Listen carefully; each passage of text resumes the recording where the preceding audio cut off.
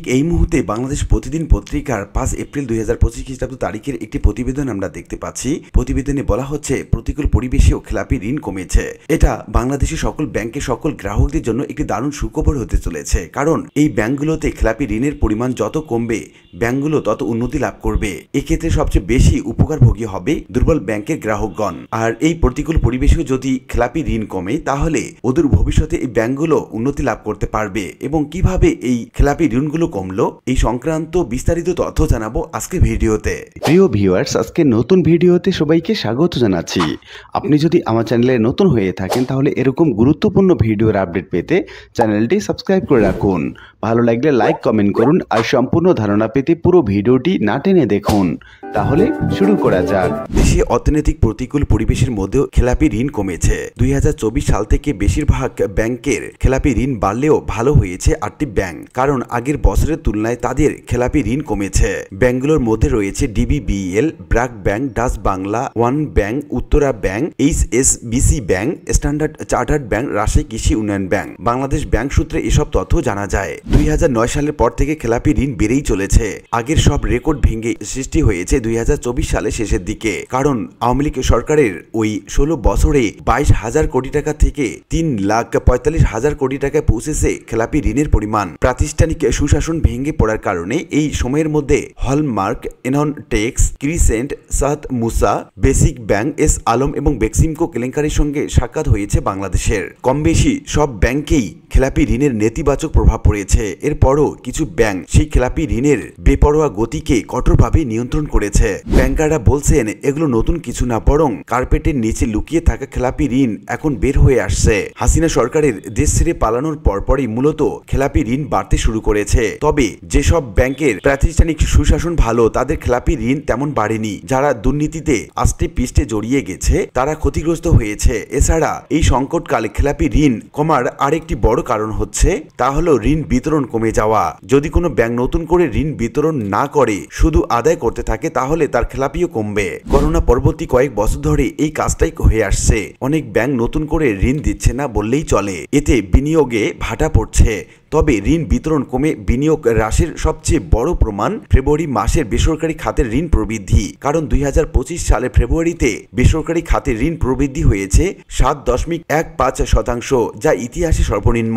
বাংলাদেশ ব্যাংকের তথ্য বলছে বাংলাদেশ ডেভেলপমেন্ট ব্যাংকের বা বিডিবিএল এর খেলাপি ঋণ 982 থেকে 953 কোটিতে নেমে এসেছে। 2023 সাল থেকে 29 কোটি টাকা খেলাপি ঋণ কমেছে 2024 সালে। ওই সময়ে ব্র্যাক ব্যাংকের 1,750 থেকে 1,617 কোটি, ডাচ বাংলা ব্যাংক 1,689 থেকে 1,590 কোটি, ওয়ান ব্যাংক 2,438 থেকে 2,328 কোটি, উত্তরা ব্যাংক 985 থেকে 980 কোটি, এইচএসবিসি 699 থেকে 320 কোটি, স্ট্যান্ডার্ড চার্টার্ড 964 থেকে 836 কোটি এবং রাজশাহী কৃষি উন্নয়ন ব্যাংক 1,534 থেকে 1,278 কোটি টাকা খেলাপি ঋণ কমে এসেছে। এই বিষয়ে অ্যাসোসিয়েশন অব ব্যাংকার্স বাংলাদেশের চেয়ারম্যান এবং ব্র্যাক ব্যাংকের ব্যবস্থাপনা পরিচালক সেলিম আর.এফ. হোসেন বলেন, যেসব ব্যাংকের প্রাতিষ্ঠানিক সুশাসন ভালো তাদের ব্যাংক ভালোভাবে চলতে বাধ্য।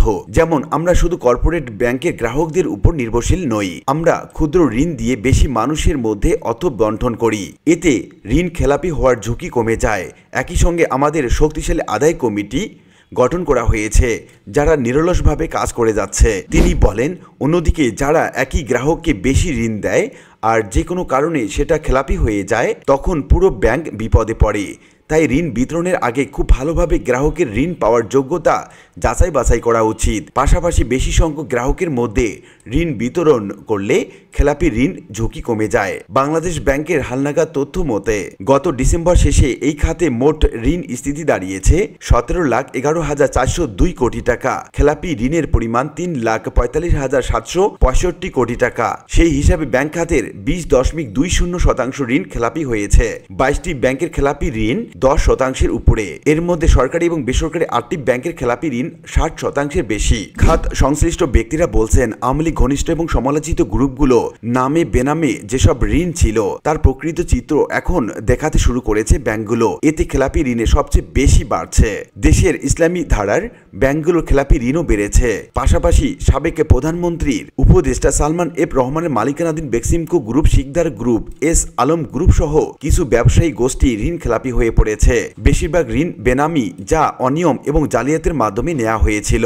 অর্থনৈতিক বিশ্লেষক এবং লেখক মোহাইমিন পাটোয়ারি বলেন, দেশের খেলাপি ঋণ সর্বোচ্চ পর্যায়ে পৌঁছার অন্যতম কারণ সিস্টেমকে ডাউন প্লে করে সুবিধা নেয়ার সংস্কৃতি গড়ে উঠেছিল। তাই ব্যাংক খাতের এই পরিণতি। এখন সেই ব্যাংকিং সিস্টেমের উপর আস্থা ফিরিয়ে আনতে দুষ্কৃতকারীদের শাস্তির ব্যবস্থা করতে হবে। যদিও কিছুটা উন্নতি হয়েছে, আরো উন্নতি প্রয়োজন। দীর্ঘ সময় অনিয়ম চর্চার কারণে বহু মানুষ অর্থাৎ ব্যাংকার খারাপ হয়ে গেছে। এখনো এসব মানুষই ব্যাংক চালাচ্ছে, তবে তাদের মানসিকতা বদলাতে হবে, তা না হলে উন্নতি সম্ভব নয়। তিনি বলেন, বিগত সময় সরকারি কার্যক্রম, রাজনীতি, টেন্ডার সবকিছু টাকা দিয়ে কিনে নেয়ার প্রবণতা দেখা গেছে। তাই ব্যাংক খাতেও সেই কাদা লাগবে, এটাই স্বাভাবিক। কারণ ব্যাংকিং সিস্টেম কিন্তু সমাজের বাইরে নয়।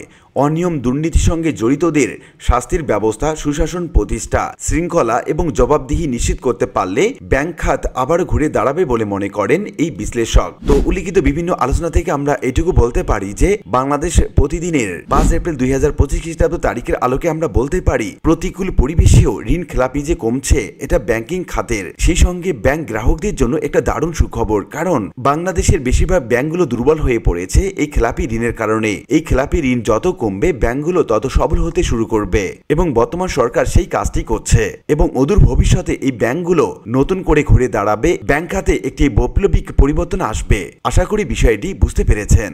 আর আজকের ভিডিওটি এ পর্যন্তই। আশা করি ভিডিওটি আপনাদের ভালো লেগেছে। ভিডিওটি ভালো লাগলে লাইক, কমেন্ট করতে ভুলবেন না।